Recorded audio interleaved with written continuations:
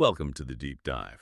We're here to sift through, well, mountains of information, really, and pull out the crucial insights you need. And today, we're diving into something that, let's be honest, it touches pretty much every single one of us, every day. Just think for a sec. How many times do you reckon you actually check your phone in a day? Like, seriously, take a guess. We're going to explore the answer, which is kind of mind-boggling, and maybe more importantly, look at the hidden costs of being constantly connected. Because, in today's world, completely disconnecting, it just feels impossible sometimes, doesn't it? Like a fantasy. We're sort of tethered. So yeah, our mission for this deep dive is to dig into this newer idea, digital minimalism, and what people are calling a realistic digital detox. We're not suggesting you throw your phone in a river or anything drastic. It's more about finding that balance, that phone life balance, how to get your focus back, boost your well-being, but without totally unplugging. Because for loads of us, our jobs, our families, even just basic social stuff, it all relies on these digital tools now. It's about finding that sweet spot, really. Making technology work for us, not the other way around. Absolutely. And to help you navigate all this, we've looked at a really wide range of sources. We've dug into big consumer studies tracking habits globally, checked out the latest medical insights from neurologists, health experts. We've also considered some really compelling personal stories, people sharing their own journeys with digital stuff, and pulled out practical tips from, guides written by leading experts. So yeah, you can be sure you're getting a well-rounded, evidence-based look at this. It's a timely topic, and we're here to help you figure it out. The ubiquitous screen. Understanding our digital landscape. Okay, so let's really get into this screen reality we're all in, especially now in 2025.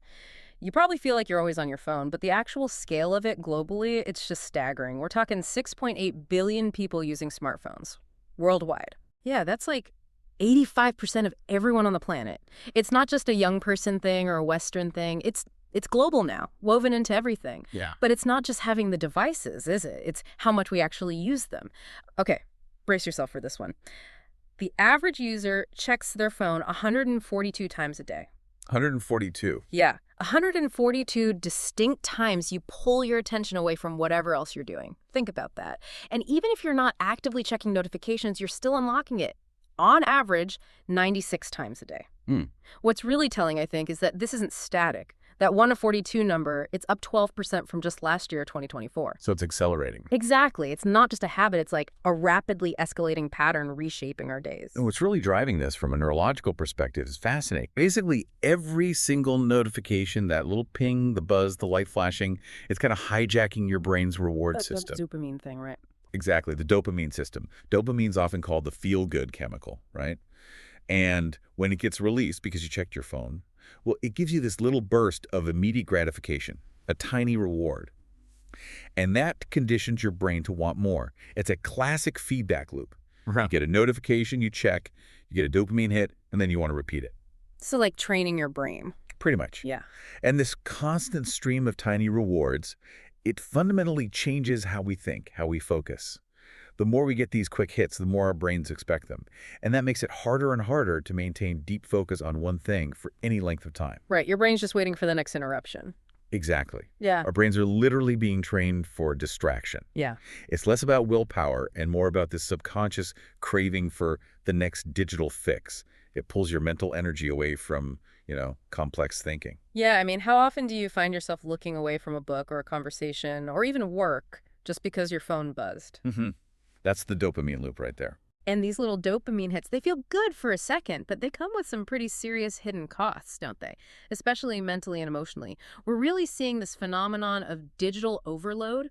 The data's quite stark. Something like 50% of millennials and almost as many, 48% of Gen Z, say they feel genuinely overwhelmed by how much time they spend on screens. Half of the younger generation's feeling crushed by it. Yeah, overwhelmed, inundated by the tech that's meant to make life easier. It's not just being busy, it's like a deep mental exhaustion. And the link to anxiety and stress is really clear too.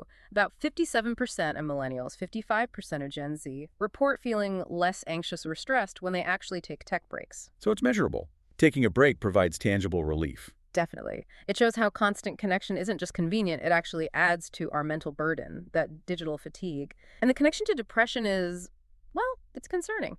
Social media users are 3.1 times more likely to experience depression. 3 times. That's significant. It really is. And it makes you wonder, Is it the social media itself causing it, or does it just amplify underlying issues, the comparison trap, the FOMO? That's a critical question.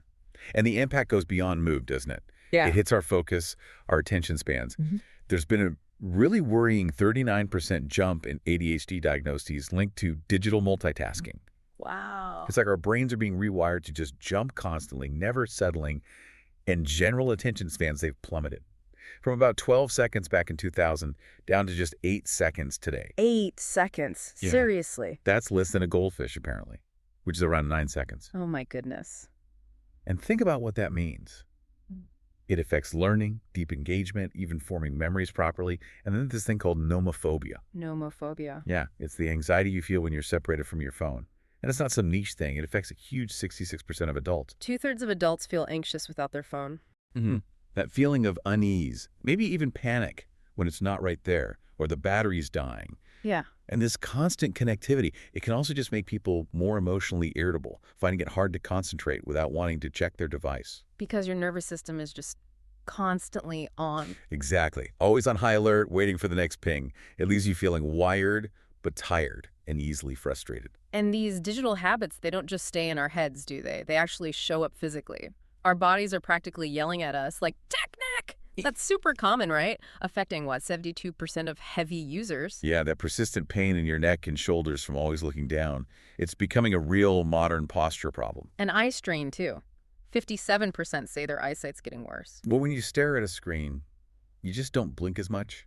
It sounds simple, but it leads to dry eyes, fatigue, blurry vision. Your eyes are drying out while you scroll. Essentially, yes. Yeah. And then there's repetitive strain. Like in your thumbs. Thumbs, wrists. 1 in 3 people are developing pain from texting, scrolling, gaming so much. The sheer volume of it. And maybe the most critical physical impact is on sleep. Definitely. Late-night device use is the main cause of sleep deprivation for 64% of adolescents. That's huge. And it's not just losing sleep hours, is it? It messes with hormones. Right. It directly impacts cortisol levels, the main stress hormone. The blue light from screens suppresses melatonin. The sleep hormone. Exactly. So your brain stays in day mode, cortisol stays high. And chronically high cortisol isn't good. It links to anxiety, weight gain, weaker immunity. It disrupts the body's whole repair process. Wow. Okay, so it's physical, it's mental. What about socially?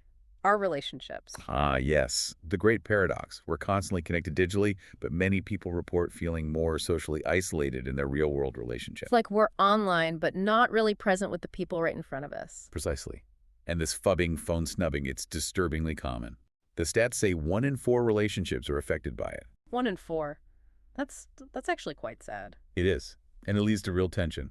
47% of adults aged 25 to 55 say they have conflicts specifically because of device use in their relationships. Fighting over phones. And there was this personal story from Samara Theodore, who did a social media detox. She realized just, watching friends' videos online, keeping tabs, it wasn't real connection. Right. She called it a false sense of interconnectedness. Yeah. You feel like you're connected, but you're missing the depth, the actual shared experience. Like watching a movie of their life instead of being in yours. Exactly. A really powerful insight. And what about work? Productivity must take a massive hit from all this. Oh, absolutely. The financial impact is estimated at around $1.3 trillion a year in lost productivity, just from digital distractions. 1.3 trillion. Trillion, yes. Yeah. It's staggering because employees are switching tasks constantly, like every 47 seconds on average, just because of notifications. So you can never get into that deep work state. Precisely. That focused concentration you need for complex stuff, problem solving, innovation. It's constantly being shattered. And it bleeds into personal time too, right? Checking work emails after hours. 42% of professionals admit they compulsively check work emails outside of work hours. It just extends the digital leash, blurs boundaries, leads straight to burnout. But employers are starting to notice this, aren't they? This digital burnout. They are, thankfully. It's being recognized not just as a personal problem, but a business one. So what are they doing? Well, some forward-thinking companies are creating specific digital detox zones in the workplace. Like tech-free areas. Exactly. Properly designed spaces where people can genuinely switch off, recharge mentally. Yeah. The idea is it boosts creativity, well-being. It shows a shift, doesn't it? Realizing constant connection doesn't equal more productivity. Absolutely. Smart companies are figuring out that sometimes the opposite is true. Investing in breaks, in focus, actually pays off. Decoding the warning signs. Do you need a tech recess? Okay, so that's the big picture. But for someone listening right now, how do you know if you personally need a break? A tech recess, as you called it. It's easy to just brush it off as life, but your body often knows first, right? Yeah. It sends signals. And the physical ones are often the most obvious, like that tech neck we mentioned, the sore neck, the tension. 72% of heavy users feel that. That should make us all sit up, literally. Mm-hmm. And the eye strain, too. If your eyes feel tired, dry, maybe your vision seems blurrier after screen time. 57% report worsening eyesight. It's your eyes protesting. Protesting the lack of blinking. Pretty much. And the thumb or wrist pain, 1 in 3 people getting that from holding phones, texting, scrolling. It's like your body's sending out warning flares. It really is. These aren't just minor aches. They're biological alarms saying you're pushing too hard, you need to change something. And then there are the psychological signs, maybe a bit more subtle. Yes, but just as important. We talked about nomophobia, that anxiety when your phone's not nearby, affecting 66% of adults, remember. That pit in your stomach feeling. Or that weird phantom vibration thing. Exactly. Feeling your phone buzz when it didn't. That's not just you being jumpy. It's a sign your nervous system is overstimulated, constantly expecting that digital input. Your brain's making it up because it's so used to it. In a way, yes. And look at your emotional state, too. Are you more irritable lately? Feeling overwhelmed easily? Struggling to concentrate on one thing without that itch to just check your phone? Feeling restless if you try not to? These aren't character flaws. They're signs of a mind that's been conditioned by constant digital hits. Feeling drained after scrolling, not being fully present in conversations. Strong signals. And what about habits? Things we do without even thinking, like scrolling late at night. Or grabbing the phone first thing in the morning. Those are classic indicators. Disrupting sleep, setting a reactive tone for the day instead of a calm one. Apparently 63% of adults check their phone within 5 minutes of waking up. 5 minutes. Wow. And here's a slightly funny, slightly scary one. 51% of adults prioritize charging their phone over personal hygiene if the battery is low. Wait, what? More worried about the phone battery than brushing their teeth. Seems so. It shows how deep the dependency runs. And for kids. Teenagers.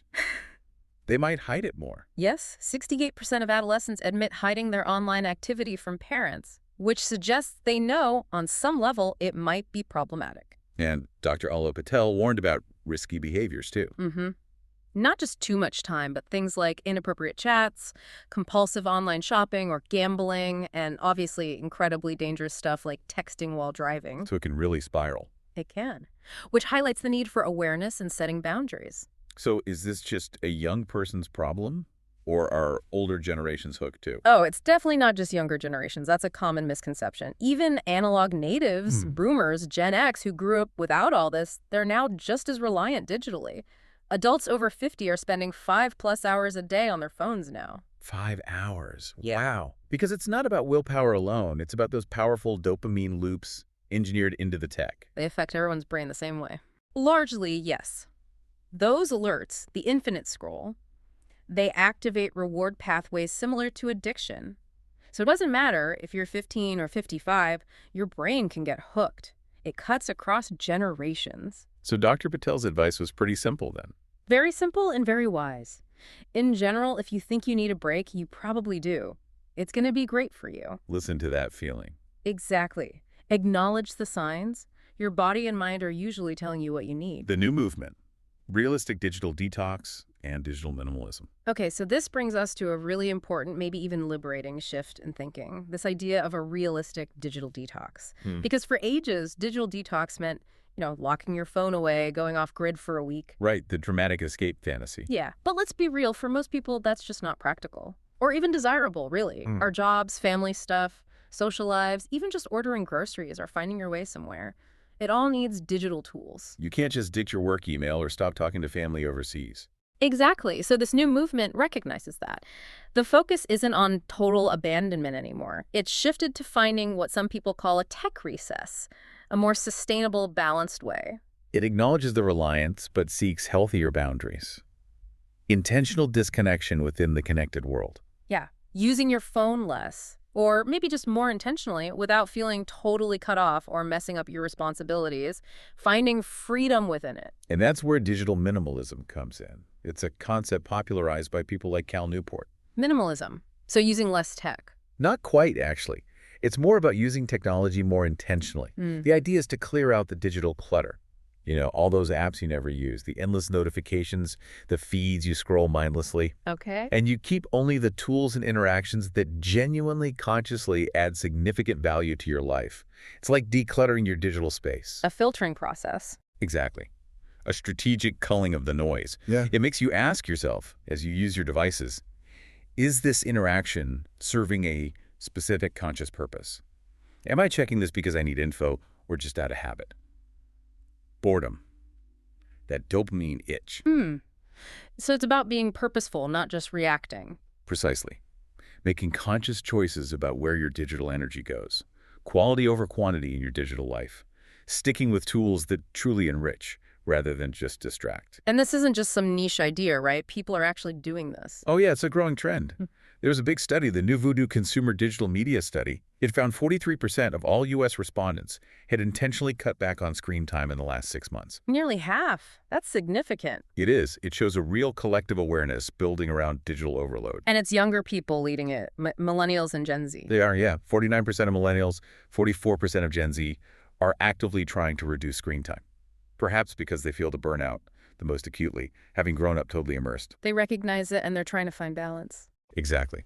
Contrasts a bit with boomers and older groups. Only about 31% of them are actively trying to cut back. Why the difference, do you think? Well, it might be that their screen habits are sometimes more passive, maybe more TV, less constant interactive phone use with push notifications driving it. But the overall trend is clear. People want more control. But there's a tension there, isn't there? What you call the digital detox paradox. Exactly. On one side, people clearly know taking breaks is good for them. Big majorities of millennials, 67%, and Gen X, 66%, believe tech breaks improve well-being. Over half of all generations say they feel less anxious when they disconnect. So the benefits are recognized, we feel better when we step back. Undeniably. Yeah. But the other side of the coin is this feeling that technology is just indispensable. Lots of millennials, 56%, and Gen X, 51%, see tech as absolutely essential for daily life, work, everything. Which makes setting strict limits feel hard, impractical. Exactly. Or even counterproductive if it affects work or social ties. And Gen Z has a really unique struggle with this. They really do. While 59% see the benefits of breaks, almost half, 48%, also kind of push back against limiting screen time. Why? Because for 42% of them, spending less time on social media makes them feel actively disconnected from their friends and family. Wow. So for them, the platforms are their social world in a way. Deeply intertwined, yes. So a detox, while good for their individual mental health, can feel like cutting themselves off socially. It's a genuine paradox for them, a real tightrope. Micro-detox strategies. Small changes, big impact. Okay, so if going cold turkey isn't the answer for most of us, how do we actually do this realistic detox? Well, the great thing about this approach is the focus on micro-detox strategies. Micro, like small things. Exactly. Small, manageable changes that you can actually stick with. And they add up over time, creating a big impact. It's much easier to maintain these small shifts long-term than trying some drastic, unsustainable overhaul. It makes sense. Progress, not perfection. Precisely. Just chipping away at the overwhelm, one little choice at a time. So what's an example? A powerful micro strategy. One of the most effective is focusing on your morning routine. Specifically, trying to avoid screens for the first hour after you wake up. The first hour rule, why is that so powerful? Because it can genuinely lower your cortisol, your stress levels, right at the start of the day. It sets a calmer, more intentional tone. Instead of immediately getting hit with emails, news alerts, social media. Exactly. Which kicks your nervous system into high gear. This gives your brain a chance to wake up gently on your own terms. Okay, so what do you do instead of grabbing the phone? Well, replace the scroll with something intentional, something mindful. Maybe read a physical book, paper.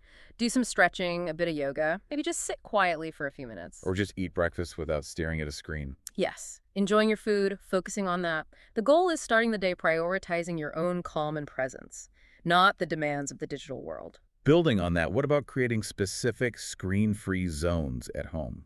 Hugely important. And the bedroom is probably the most crucial one. Right. Make it a sanctuary for rest, not for scrolling. Exactly. Keeping phones out genuinely improves sleep quality. Less blue light messing with your melatonin, less temptation for that late night scroll. So maybe Get an actual alarm clock. That's a fantastic, simple step. It breaks that immediate morning and evening phone habit. Gives your body clearer signals about sleep and waking. Okay, bedroom. Where else? The dining area is another great one. Making meals tech-free, whether you're eating alone or with others. So you actually focus on the food Yeah. or the conversation. Precisely. It improves mindfulness, enhances face-to-face connection. You're present for the meal, for the people. How do you make these zones stick, though? Consistency is key, but start small. Maybe just commit to the bedroom being tech-free for 1 week. See how it feels. Observe the difference. Notice the changes. You'll likely be surprised by the positive shifts in focus, mood, maybe even relationships. And what about during the day, like at work or on weekends? You can integrate breaks there too. At work, scheduling short breaks, maybe every 90 minutes or so, can be really effective. Just step away from the screen. Yes, give your eyes and mind a proper reset. Studies show it reduces eye strain, fatigue, and actually boosts productivity when you come back refreshed, like a mental palate cleanser. And weekends, a longer break. The idea of a digital sabbatical is gaining ground, even if it's just for 24 or 48 hours over a weekend. Does that really make a difference? Research shows it does. Measurably lower stress, better mood, sharper focus come Monday morning. It's not about abandoning everything, just carving out intentional time to fully disconnect and recharge. Giving your brain a real rest from the constant input. What could you do with that time? Exactly. Imagine the headspace, the ideas, the connections you might rediscover. We default to digital for everything now, Yeah. like notes, planning. But you mentioned analog alternatives, pen and paper. Yes. Don't underestimate the power of good old pen and paper for journaling, taking notes, brainstorming. Does it actually help your brain differently? It seems to, yes. It can boost creativity and retention in ways digital tools often don't. The physical act of writing engages different brain areas than typing. It's more tactile, slower maybe. Exactly. It forces you to slow down a bit, think more deeply, synthesize information differently, often leads to better insights, better memory. And it's a natural break from the screen. A very effective micro-detox built right into your task. It pulls you into a more mindful state, lets your brain wander a bit, which is often where the best ideas pop up. So it's not just individuals doing this, workplaces are getting involved too, creating those detox zones. Yes, it's a really interesting and positive trend. More companies are realizing the value of it. They're designing specific areas for employees to disconnect, recharge. The goal is less stress, more creativity, better overall well-being. Because they realize constant connection isn't always the most productive way. Exactly. It challenges that old definition of productivity. These companies see that giving people tech-free recharge time leads to happier employees and better, more creative work. So it's a win-win. It really seems to be. It's investing in the human element, recognizing that a refreshed, focused mind is the most valuable asset. The science and success behind unplugging. Okay, this all sounds really positive, but does it actually work? Is there solid proof behind unplugging? Oh, absolutely. The science and the success stories are really quite remarkable. And the best news is how quickly people feel the benefits, often within just 24 to 48 hours of reducing screen time. That fast, like almost immediate relief? Pretty much, yeah. Like a weight lifting off. And what kind of improvements are we talking about? It's really across the board. Better sleep is a big one. Less blue light messing with melatonin. Sharper focus as your attention span starts to recover. Less anxiety. Measurably lower anxiety, yes. Your nervous system gets a chance to calm down. Deeper relationships because you're more present. And fascinatingly, often increased creativity. How does that happen? By being bored. Kind of. Embracing boredom, not immediately filling it with your phone, actually lets your brain work in the background, making connections, solving problems. The default mode network kicks in. Plus, you get more genuine productivity, less task switching frustration, and relief from things like tech neck and eye strain. It's a whole cascade of positive effects. And this is linked to how our brains can actually change. Neuroplasticity. Exactly. That's the key. Your brain isn't fixed. It can adapt and rewire itself based on your habits. Even just 1 week of less digital input shows measurable boosts in mood, focus, and sleep quality. These aren't tiny changes. You feel them. And longer term, like after a couple of weeks. Even better. Brain scans after 2 weeks show less activity in anxiety-related areas and more activity in the parts responsible for focus and creativity. So your brain is physically changing for the better. It is. And as I mentioned, by allowing boredom, by detoxing digitally, you reactivate that default mode network. The brain's internal playground. That's a great way to put it. It's where deep thought happens, insights emerge, imagination sparks. Our best ideas often come not when we're actively being stimulated, but when our mind is just quietly processing. It's kind of ironic, but can technology itself help with this, like apps? Yes, wonderfully counterintuitive, isn't it? Tech can be part of the solution. Structured digital detox programs, for instance, have around a 72% success rate in helping people change habits long term. That's pretty high. It is. And things like app blockers, they can cut down compulsive phone checking by about 61%. Like the Freedom app you mentioned, blocking distracting sites and apps. Exactly. Apps like that let you block things across all your devices, schedule focus time, set recurring limits. It provides guardrails, takes some pressure off sheer willpower. Like a digital helper for your focus. And what's really interesting is that behavioral therapy, addressing the underlying psychology, has even higher success rates. Around 83% show improved self-regulation. So combining tools with awareness is best. That seems to be the most effective path. Using tech tools for external boundaries while also cultivating internal awareness and discipline. It's about reconnecting with yourself, not just disconnecting from tech. And we see successful people doing this, right? High performers. Absolutely. It's not just a wellness trend. Many see it as a competitive edge. Think Warren Buffett, hardly checking emails, focusing on reading, Bill Gates taking his off-grid think weeks, Jeff Bezos protecting his peak mental hours. They value deep, uninterrupted focus. Hugely. They know it's crucial in a world full of distractions. And artists, too. Yes. SCA talked about her 8-day silent retreat being transformative for her creativity. Oprah credits meditation and unplugging as part of her success. Lupita Nyong'o, Hugh Jackman, many others set deliberate digital boundaries. Why did they prioritize it so much? Because they understand deeply that inner calm, that mental space, isn't optional for creativity and resilience, especially in high-pressure fields. It's essential. They actively cultivate quiet to counteract the noise. We can learn a lot from that. And even our physical surroundings can help, right? You mentioned detox-friendly cities. Yeah, fascinating research there. Places where the environment itself makes it easier to disconnect a bit, like Colorado Springs, ranked #1. Slower internet, less 5G coverage, but tons of hiking trails. So nature pulls you away from the screen. Exactly. Or Boise, Idaho, lots of trails too. And really low levels of artificial light at night, which is great for natural sleep patterns. And these places have more off-grid retreats and stuff. They tend to, yes. And as we said, workplaces are designing spaces for this now too, with tech-free zones. It shows our environment really matters. It can either make digital overload worse or help us find balance. Precisely. We're influenced by our surroundings, so designing them thoughtfully for digital well-being is becoming really important. Outro. So wrapping this all up, the main point about a realistic digital detox isn't chasing some unattainable perfection or trying to ditch technology completely. That's just not realistic for most of us now, is it?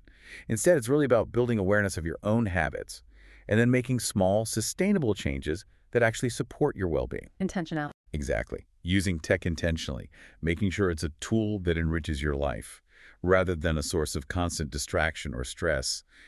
Honestly, learning this is becoming a crucial life skill in our hyper-connected world. It empowers you to navigate it without getting totally swept away. Yeah, and given how deeply tech is woven into, well, everything now, work, relationships, daily life, Yeah. it makes you think, how can we maybe collectively rethink our relationship with it? How do we foster environments, culturally and physically, that encourage being present, that encourage deeper connections, real well-being, instead of just defaulting to the screen all the time? Big questions. What kind of new norms might come out of this whole movement towards digital balance? What would that mean for the future, for kids growing up even more immersed? Food for thought, definitely. So for you listening, maybe just reflect on your own digital habits this week and perhaps try just one micro detox strategy we talked about, just one small thing. Maybe the phone stays out of the bedroom tonight. Or try that phone-free first hour tomorrow morning. See how it feels. Take that first step on your own journey towards, well, greater digital intentionality, towards a more present, focused you.